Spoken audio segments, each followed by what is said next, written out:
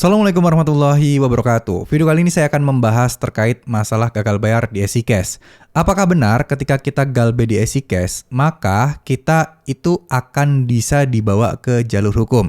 Nah, kemarin ada yang bertanya ya terkait masalah galbe di EasyCash. Salah satunya adalah ya dengan karena dia utangnya sekitar 20 juta, ya hampir 20 juta, tepatnya 19 juta berapa gitu. Nah itu beliau mendapatkan ancaman akan dibawa ke jalur hukum. Jadi pihak EasyCash memberikan kayak semacam surat somasi, di mana somasinya itu tertulis bahwa jika tidak bisa menyelesaikan dengan tenggat waktu yang ditentukan, maka beliau yang bersangkutan akan dibawa ke jalur hukum, akan digugat secara perdata dan akan diminta untuk bersiap-siap menghadiri persidangan masalah perhutangan seperti ini. Nah, kalau kita memang utangnya besar, apakah ini memang termasuk kondisi spesial? Ya, spesial apa maksudnya? Spesial bahwa mereka akan dilaporkan ke pengadilan dan benar-benar bakal akan masuk ke jalur hukum. Jujur, jawabannya tidak semudah itu. Tidak akan sesimpel itu.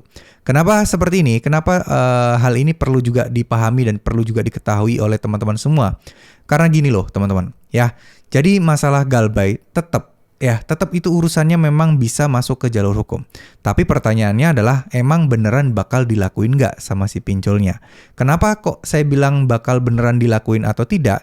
Karena kembali lagi teman-teman, ketika teman-teman itu merasa bahwa ya ini tuh sudah mentok, utang saya banyak, kayaknya sih pinjolnya bakal sukarela bakal ngelaporin deh. Kenyataannya nggak seperti itu. Jangankan aplikasi pinjaman online, utang di bank dan di kartu kredit aja itu jarang banget yang sampai masuk ke pengadilan. Ya, jarang banget yang masuk ke sidang perdata. Kalau memang nggak kebangetan dan utangnya nggak gede-gede banget, hampir kemungkinan enggak. Nah, sedangkan apa dayanya pinjol sampai mereka mau melaporkan kita ke pengadilan gitu, mau melaporkan kita ke persidangan perdata gitu. Karena kan pertama, biaya cukup lumayan, prosedurannya cukup ribet juga. Nah, ini tentu saja harus diperhatikan dan intinya jangan takut lah. Gak usah takut, semua itu gak benar. Ya, kalian hanya terkena ancaman-ancaman aja. Bang, gimana? Apakah utang 20 juta bakal ada DC lapangan yang akan datang atau enggak? Jujur, saat ini memang lagi rame informasinya bahwa DC EasyCash sudah mulai ada dan sudah mulai mendatangi nasabah yang gagal bayar. Tapi itu pun nominalnya gede dan kejadiannya random. Kenapa saya bilang random? Karena ada beberapa kasus dengan nilai nominal yang hampir sama, tapi satunya didatengin dan satunya tidak. Nah, itulah kenapa saya bilang random. Sebenarnya random itu juga bukan ngasal ya, tapi juga karena keterbatasan jumlah tenaga DC lapangan. Jadi kembali lagi, DC lapangan itu juga tergantung lokasi, daerah, serta jumlah nominal, serta juga sumber dayanya ada berapa gitu ya, DC-nya ada berapa dalam kota tersebut, itu akan mempengaruhi seberapa cepat kalian didatengin DC atau tidak. Dan kembali lagi, karena DC-nya terbatas, pasti mereka akan mengincar sesuatu yang mungkin potensinya untuk membayarnya lebih tinggi.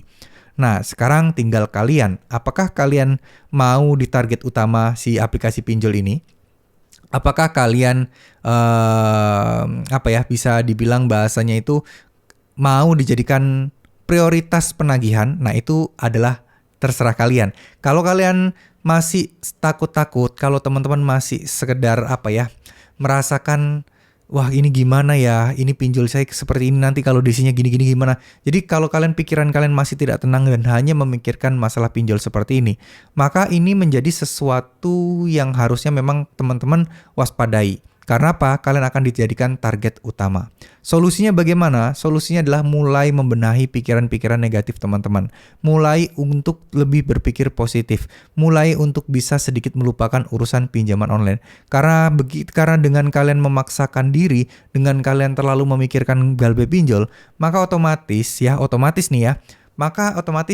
hal-hal buruk pun akan terjadi kepada teman-teman. Alangkah baiknya kita berupaya dan berusaha untuk tetap positive thinking, untuk tetap tenang, untuk tetap bisa mengambil keputusan dengan baik dan tenang, karena itu yang paling penting. Dan untuk mencapai semua itu, teman-teman diperlukan yang namanya ketegaran, diperlukan yang namanya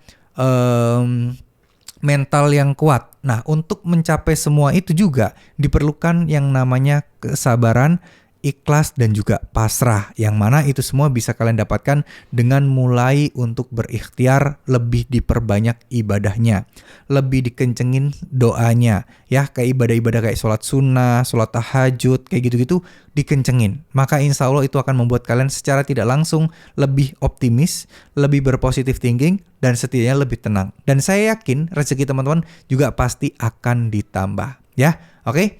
Semoga apa yang sudah saya sampaikan bisa bermanfaat. Semoga apa yang saya sampaikan ini bisa benar-benar memberikan pencerahan kepada kalian untuk tidak perlu takut lagi dalam menghadapi masalah gagal bayar di aplikasi pinjol manapun, terutama termasuk EasyCash yang kita bayar kali ini. Mau masuk pengadilan, ya itu nggak masalah kok. Kalian masuk ke pengadilan juga tidak masalah, ya. Jadi intinya adalah insya Allah semuanya akan baik-baik saja. Serahkan semuanya sama Allah. Tugas kita hanyalah berikhtiar, bersabar, dan pasrah aja. Itu akan jauh lebih enak. Kita melalui hidup ini akan jauh lebih mudah. Ya, terima kasih. Wassalamualaikum warahmatullahi wabarakatuh.